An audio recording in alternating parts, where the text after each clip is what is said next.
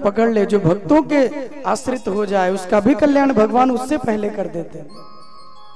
ग्राह ने गजेंद्र के पांव को पकड़ा है, और जब गजेंद्र के पांव को पकड़ा, अपने मुख में पकड़ के जल के अंदर खींचने लगा।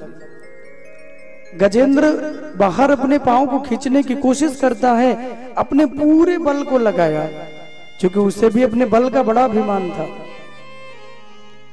अपने पूरे बल को लगा के बाहर खींचने की कोशिश की, लेकिन वो जितना बाहर खींचने की कोशिश करता, गुरुदेव भगवान कहते वो उतना ही अंदर होता जाता। क्योंकि जल के जो जानवर हैं ना, उनके जल में शक्ति और कई गुना बढ़ जाती है। अब ये गजेंद्र चूंकि ये थल का जानवर है, जल से बाहर आ जाए तो इसकी शक्ति बढ़ जाएगी। जब ये डूबने लगा, इसका शरीर जल के अंदर डूबने लगा, तो जितने परिवार के साथ स्नान कर रहा था उनको बुलाया, और उनको बुला करके कहा कि भैया तुम तो मेरे प्राण बचाओ, तुमने मेरे प्राण क्यों छोड़ रखे। उसके परिवार ने, उन हथनियों ने, उन बच्चों ने उसकी सूंड में अपनी सूंड को फंसाया और अपना बल लगा के उसे बाहर खींचना चाहा। तम तत्र कश्चिन निवदेव चोदितो ग्राहो बलियाश चरणे रुषा ग्रहीत कियद्दैच्छयैवं व्यसनं गतो गजो यथा बलं सो अति बलो विचक्रमे।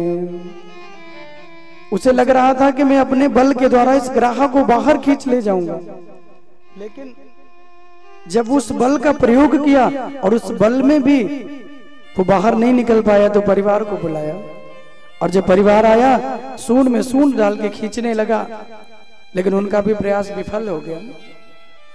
धीरे धीरे एक एक साथ छोड़ा के जाने लगे। ये कथा हमें ये भी प्रेरणा देती है। गजेंद्र ने कहा कि तुम लोगों के लिए मैंने अपना पूरा जीवन आश्रित कर दिया, और आज मेरे जीवन पे संकट आया तो तुम हमें छोड़ के जा रहे हो। अरे मुझे बाहर तो निकालो, क्या इस आसक्ति में मुझे डूब जाने दोगे। परिवारजनों ने कहा कि अगर हम आपको बचाने आए तो हम अपने भी प्राण खो देंगे, इसलिए सनई सनई एक एक बाहर निकलने लगा। यही हम लोग भी करते हैं। जब भी जीवन में कोई विपत्ति आती है तो अपने परिवार, अपने संबंधी, अपने आसपास के लोगों को पुकारते हैं, जबकि सच यही है कि जब भी जीवन में विपत्ति आए तो परिवार या कोई भी व्यक्ति विपत्ति से छुड़ाने वाला नहीं है। जब तक कृष्ण को याद नहीं करोगे, जब तक सर्वेश्वर का ध्यान नहीं करोगे, विपत्तियों से छुटकारा नहीं मिलेगा। गजेंद्र ने सबको बुला लिया, सबको बुला के थक गया, कोई संग नहीं आया, जल में डूबता चला गया और केवल सूंड बची हुई है। गजेंद्र का सारा शरीर डूब गया और केवल जब सूंड बची हुई है तो सूंड में पुष्प लेके, संतों ने कहा कि सुमन, अब सुमन के दो अर्थ हैं।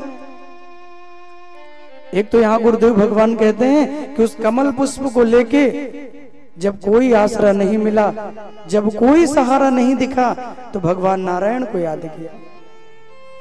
हे प्रभु, हमने सुना है जब दुनिया संग छुड़ा ले, जब कोई सहारा ना हो तो आप मुझे सहारा देने वाले बन जाओ, जब कोई साथ ना दे तो गोविंद आप मेरा साथ निभाओ। और सच यही है, दुनिया में जब हर व्यक्ति संग छुड़ा ले तभी व्यक्ति भगवान को याद करता है। गुरुदेव भगवान कहते, राजन, ये भूल जीवन में ना हो, जब भी विपत्ति जीवन में आए तो उत्तरा की तरह दुनिया को नहीं, सीधे भगवान के चरण पकड़ लीजिए। जब बाद में वहां जाना ही है तो पहले दुनिया को क्यों रिझाएं। गजेंद्र उस पुष्प को लेके भगवान को याद किया, अथवा सु माने सुंदर, मन माने अपना हृदय। पुष्प ना सही तो अपने हृदय को भगवान को अर्पण किया, आपको देने के लिए और कुछ भी नहीं है। मैं इस हृदय रूपी अपने सुमन को आपको अर्पण कर रहा हूं। और सुंदर भगवान की स्तुति की कि ओम नमो भगवते तस्मै यत एत चिदात्मक पुरुषाय आदि बीजाय परेशाय विधीमहि कि यस्मिन्निदं यतस्येदं येनेदं याइदं स्वयं योऽस्मात् परस्मांच परस्तम प्रपदे स्वयं भुव। गजेंद्र ने कहा कि जो जगत के मूल कारण हैं और सबके हृदय में पुरुष के रूप में विराजमान हैं एवं समस्त जगत के एकमात्र स्वामी हैं, सारे जगत का कल्याण करने वाले हैं, जिनके कारण इस संसार में चेतना का विस्तार होता है, ऐसे ईश्वर, ऐसे परमात्मा को मैं प्रणाम करता हूं, ऐसे ईश्वर को मैं प्रणाम करता हूं। न यस्य देवा ऋषया पदम विदु जंतु पुनाकोर्हति गंतुमीरुतम यथा नटस्याकृतिभिर्विचेष्टतो दुरत्यानुक्रमणः साभावतु। उनकी लीलाओं का रहस्य जानना बड़ा कठिन है प्रभु। वे नट की भांति अनेकों वेश धारण करते हैं, उनके वास्तविक स्वरूप को ना तो देवता जानते हैं, न ऋषि, न दूसरा कोई भी प्राणी। तो आपकी लीलाओं को मैं कैसे जानूंगा गोविंद। न विद्यते यस्य च जन्म कर्म वा न नाम रूपे गुण दोष वा तथापि लोकाप्य संभवाय यः स्वमायया तान्य अनुकाल मृक्षति। न आपके जन्म कर्म है, न नाम रूप, न उनके संबंध में गुण और दोष की तो कल्पना ही कैसे करें। फिर भी विश्व की सृष्टि और संहार करने के लिए समय समय पर वो उन्हें अपनी माया से स्वीकार करते हैं। इसलिए हे सर्वशक्तिमान, हे परमात्मा, हे सर्वेश्वर, मैं आपके चरणों में प्रणाम करता हूँ।